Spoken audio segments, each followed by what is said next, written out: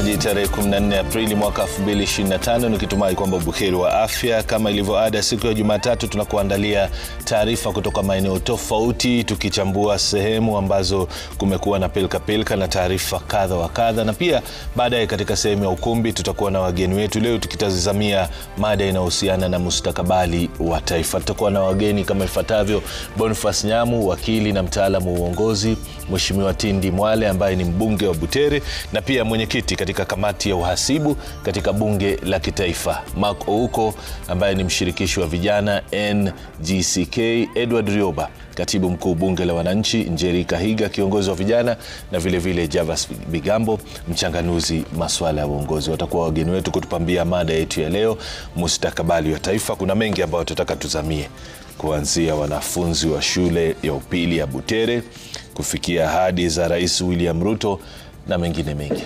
Usikose kutazama sehemu ya ukumbi. Kwa sasa hivi tunazamia taarifa za siku.